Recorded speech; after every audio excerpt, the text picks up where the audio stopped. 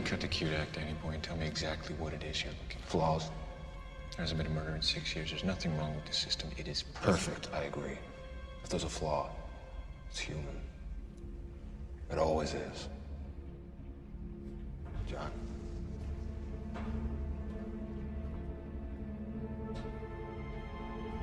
안녕하세요. 제주 호텔리어 야대입니다.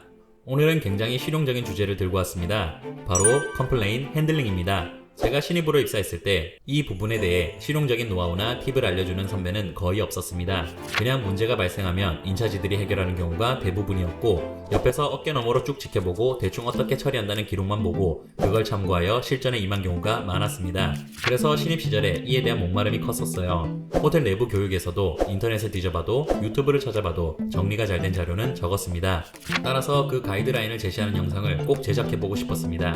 물론 컴플레인은 경우의 수가 너무 많기에 이렇게 처리해야 한다는 정답이라는 게 존재하기 어려운 영역입니다.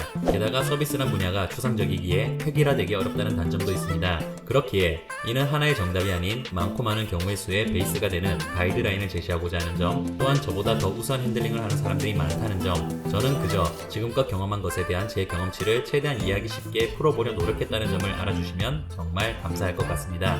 그럼 시작하죠.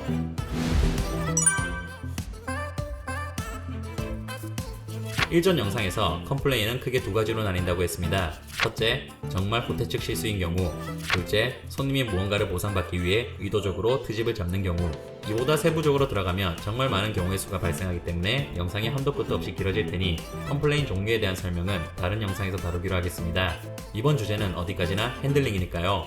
단 그만큼 경우의 수가 많기 때문에 반드시 짚고 넘어가야 할 게 있습니다. 이번 영상에서는 다른 관점에서 접근해 두 가지로 나눠볼게요. 첫째, 모든 호텔에서 일어나는 경우. 둘째, 본인이 일하는 호텔에서만 일어나는 특수한 경우. 자, 이게 무슨 소리냐?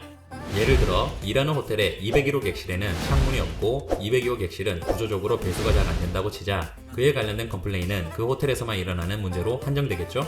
이렇듯 모든 호텔에서 일어나는 종류와 그 호텔이기에 반드시 일어나는 컴플레인이 구분됩니다. 즉 본인이 일하는 호텔에서만 일어나는 특수 케이스에 대해 사전 파악하는 게 대단히 중요합니다.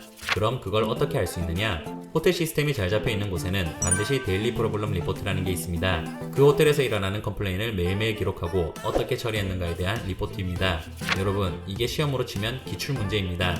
그 호텔에서 자주 일어나는 문제에 대한 집약제이자 선배들이 어떻게 처리했는가에 대한 점수가 기록되어 있는 당신이 필독해야 하고 탐독해야 하고 정독해야 하고 분석해야 하는 엑기스입니다. 출근할 때마다, 쉬는 시간마다 이걸 계속 읽으세요. 그 호텔만의 처리 시스템이 눈에 들어오기 시작합니다. 손님한테 어떻게 대처해야 할지에 대한 감도 잡히죠. 어차피 신입일 때는 인차지가 대부분의 핸들링을 처리하기 때문에 실전 이전에 이론에 대해 빠삭해질 시간은 충분합니다. 말했었죠? 완벽한 실전은 완벽한 이론에서 나옵니다. 그럼 실전으로 넘어가서 모든 컴플레인 핸들링의 기본은 그냥 단순한 산수 그대로 이해하시면 됩니다. 택배로 물건을 시켰는데 그 물품이 파손되어서 왔다. 환불을 하거나 새 제품으로 교환해달라고 하겠죠? 호텔도 큰 틀만 놓고 보면 이와 다르지 않습니다. 객실이 더럽다고 하면 잘 정비된 객실로 바꿔주고, 샤워 시설이 고장이 나면 사우나를 무료로 제공해주는 식으로 말 그대로 고장난 부품을 새 부품으로 바꿔 끼워주는 형태가 핸들링의 기본입니다. 단 호텔은 비싼 가격을 지불해서 오는 손님들이 태반이고 그에 대한 기대치가 있기 때문에 실망감도 크고 그에 맞춰 분노의 감정도 훨씬 쉽게 나타납니다. 따라서 손님이 그 이상의 보상을 요구하는 경우가 종종 발생합니다.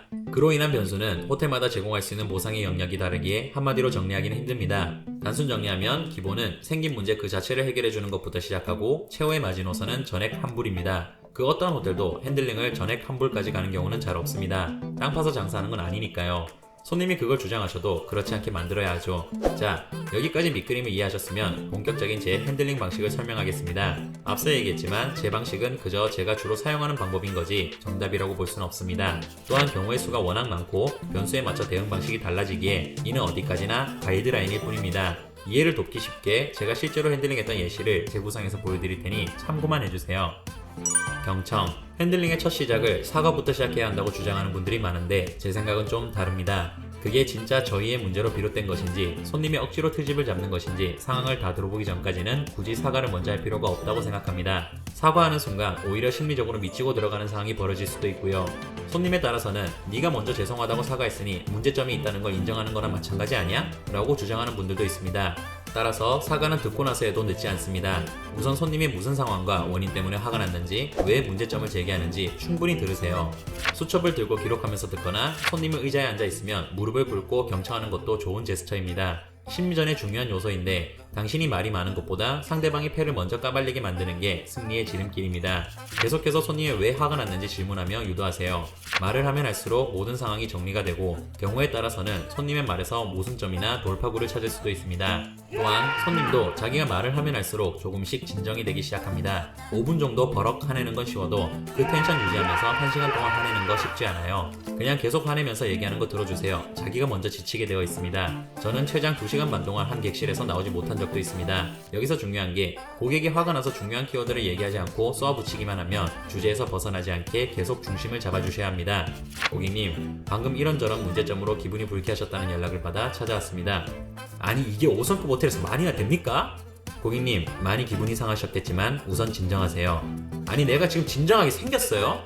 고객님, 문제점은 이미 발생했고 저는 그 문제점을 해결하고 고객님을 도와주려고 온 사람입니다. 고객님도 화만 내실수록 고객님의 귀중한 시간이 줄어들지 않겠습니까? 조금만 진정하시고 고객님께 벌어진 일 처음부터 자세히 말씀해 주시면 제가 책임지고 해결해 드리겠습니다.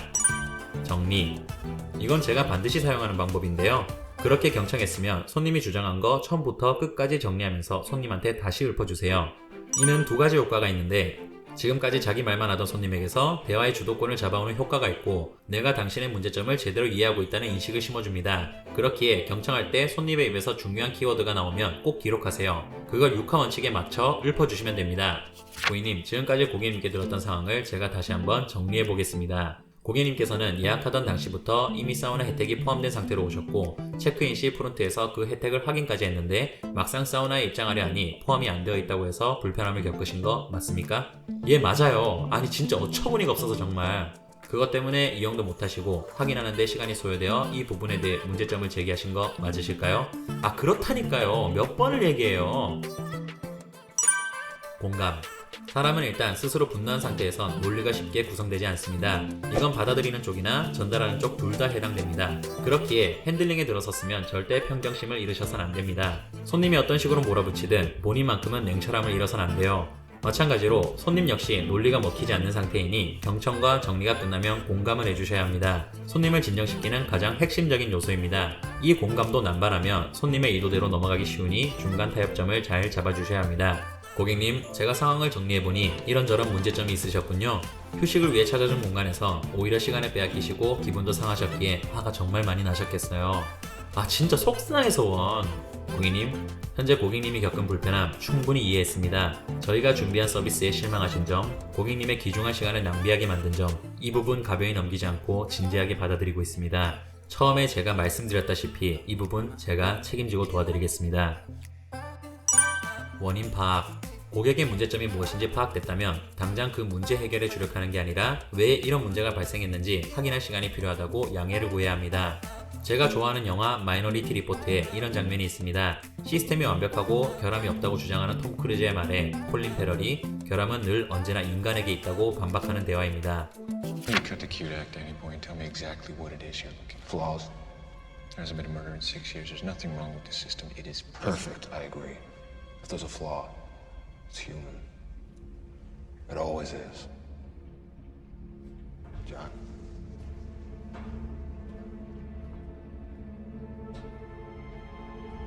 저는 이 부분에 전적으로 동의하는데 호텔 역시 수십 년, 수백 년 이상의 역사를 가진 브랜드들이 존재합니다. 그 장기간 브랜드를 구축해오며 갖추어진 시스템이 쉽사리 결함이 나오고 파고들 만큼 허술할까요? 호텔의 스탠다드와 시스템은 손님들이 생각하는 것보다 훨씬 완벽합니다. 문제와 실수는 언제나 그렇듯이 사람에게서 나옵니다. 이 실수는 비단 직원에게서만 나오는 게 아니라 손님에게서 비롯될 수도 있어요. 그렇기에 손님이 제기한 문제점이 시스템에 위배될 시 전적으로 손님을 믿고 요구를 들어줘서는 안 됩니다. 시스템은 완벽하니까요. 그래서 원인 파악을 위해 손님께 양해를 구해야 합니다. 단 손님을 계속 기다리게 할 수는 없으니 최대한 빨리 파악하고 처리해야겠지요. 경우의 수는 딱 두 가지입니다. 첫째, 손님이 제대로 이해를 못한 경우. 둘째, 직원이 실수한 경우. 두 상황 다 사람이 문제입니다. 시스템이 문제인 경우는 정말 손에 꼽아요. 가히 없다고 장담할 수 있는 수준이죠. 여기서 이제 저 두 가지 경우의 수에 따라서 대응할 패턴이 달라집니다. 손님이 잘못 이해하고 있다면 그 부분을 정정하고 납득시켜야 하고 직원의 실수라면 뭐가 됐더라도 보상은 필연적으로 발생하게 되어 있습니다. 대응 패턴 자체가 달라지기에 원인 파악은 필수입니다. 선 파악 후 조치이지 선 조치 후 파악하시면 반드시 손님에게 당하게 되어 있습니다. 이 부분 명심하세요. 가장 짜증나는 경우가 호텔 측에서 전혀 실수한 게 없는데 손님한테 큰 보상을 해줬을 때입니다. 설득과 납득. 원인 파악이 끝나면 이제 본격적인 핸들링의 시작입니다. 지금까지 쌓아온 정보와 손님의 성향에 맞춰 대응책을 강구해야 하는데 이는 한마디로 퉁치기 가장 어려운 부분입니다. 두 가지 다 설득과 납득의 과정을 거쳐야 하는데 손님이 잘못 이해하고 있는 부분이라면 당연한 얘기겠지만 손님을 무시하거나 모욕감이 들게 해서는 안 됩니다. 단, 손님이 잘못이 분명해졌다면 굳이 손님한테 휘둘리실 필요 없이 강단 있게 나가시면 됩니다. 시간이 오래 걸릴 뿐이지 결국 손님도 자기가 어거지를 부리고 있다는 걸 깨닫게 됩니다. 이 과정에서 스킬이 좀 필요한데 이해시킬 부분은 최대한 간단 명료하게 얘기하는 게 좋고 모호한 부분은 오히려 말을 길게 늘리시는 편이 좋습니다. 손님이 내 말을 듣다 보니 오히려 헷갈려서 그런가? 하게 만드는 게 포인트입니다. 고객님, 상황을 파악해보니 이러한 이유로 현재 이런 문제점이 발생한 것으로 파악이 되었습니다. 이 부분이 오해 소지가 충분히 있을 수 있는 요지인데 고객님 예약 명세서에 보시면 분명히 명시되어 있는 게 보이십니다. 이 항목을 고객님께서 이렇게 해석하시다 보니 이렇게 이해를 하시고 이러이러한 상황이 발생하여 오해 소지가 발생한 건데 반대로 여기 뒷줄을 보시면 아시겠지만 그런 뜻이 아닌 게 보이시지 않습니까? 이걸 이렇게 먼저 앞부분만 읽으시니 뒷내용은 미처 파악을 못하시고 선뜻 이렇다라고 이해해버리신 게 현 상황의 발단이라고 보여지고 아시다시피 고객님도 뒷부분 읽어보시면 충분히 이해가 가시지 않나요? 이런 식으로 대화의 주도권을 계속 가지고 나가셔야 결국에는 고객님이 납득합니다. 같은 말을 계속 반복하시면 마찬가지로 같은 말을 계속 설명해 주시면 됩니다. 시간이 오래 걸릴 뿐이지 인내심을 가지고 끝까지 응대해주면 본인이 잘못한 상황에서 고객님들도 더는 뭐라 할 수 없다는 걸 깨닫게 됩니다. 보상. 반대로 정말 호텔 측 실수인 게 밝혀졌다면 보상은 필연적인 상황이 돼버립니다. 호텔마다 보상의 규모는 다를 것이고 상황에 따라서도 달라질 터이니 모르겠으면 인차지나 매니저한테 물어보는 게 가장 빠릅니다. 단, 당신의 하슬로 보상 정도가 커지거나 낮아질 수 있으니 손님을 달래고 이해시키는 건 철저히 당신한테 달려 있습니다. 이 부분에서는 격렬한 공감으로 고객을 감동시키기, 논점 흐리기, 동정심 유발하기 등등 다양한 방법이 존재하기에 제가 일전에 있었던 예시를 들겠습니다. 고객님, 사우나에 입장하지 못했던 부분에 대해 파악하는 시간이 소요된 점 우선 사과드립니다. 현재 원인이 파악되었고 이 부분 설명해 드리는 것이 변명밖에 안 되겠지만 그래도 고객님이 왜 이러한 상황을 겪게 되셨는지 이해를 시켜드리는 게 최소한의 도리라고 생각해서 괜찮으시다면 잠시 제가 말씀 좀 드려도 될까요? 고객님도 아시다시피 성수기가 되면 모든 호텔이 바빠지고 그에 관련하여 실습생을 쓰고 있습니다. 고객님을 응대했던 직원이 하필이면 그런 실습생이었고 그로 인해 고객님께 잘못된 정보와 응대가 나갔습니다. 이는 당연히 저희가 교육을 제대로 시키지 못했던 저희의 책임이고 그로 인해 고객님께 미숙한 응대가 나간 것이기에 고객님이 당연히 이해해달라 말씀드리는 건 아닙니다. 단지 원인이 이러했다는 점 설명해 드리는 겁니다. 다시 한번 죄송하다고 말씀드립니다. 여기서 잠깐 참고로 이 고객님은 이 부분 때문에 3일을 걸쳐 컴플레인한 손님입니다. 첫 시작이 저였기에 제가 계속 응대했는데 손님이 불편함을 겪은 부분도 분명 사실이지만 실습생의 실수를 격하게 뭐라 하셔서 제 마음이 상했던 것도 상당 부분 사실이었습니다. 이는 사람마다 해석의 여지가 다르겠지만 누구는 손님이라면 당연히 그럴 수 있다와 뭐 그 정도 가지고 그렇게까지 뭐라 하냐로 볼 수 있는 사건입니다. 저 역시 사우나 입장이 문제가 되었던 건인지라 충분히 사죄를 드렸고 인수인계 철저히에 같은 문제가 발생하지 않게 조치를 취했으며 그 이후 관광지와 맛집 설명 등 다른 서비스로 최대한 충족시켜드리려 노력했으나 같은 부분을 계속 뭐라 하셨기에 저 역시 단순히 죄송하다라는 말로는 끝나지 않겠다는 생각이 들었습니다. 또한 단순히 보상 하나 해드린다고 해서 이분이 진심으로 보상받았다고 느끼실 것 같지도 않았습니다. 저는 여기서 강수를 두기로 결심합니다.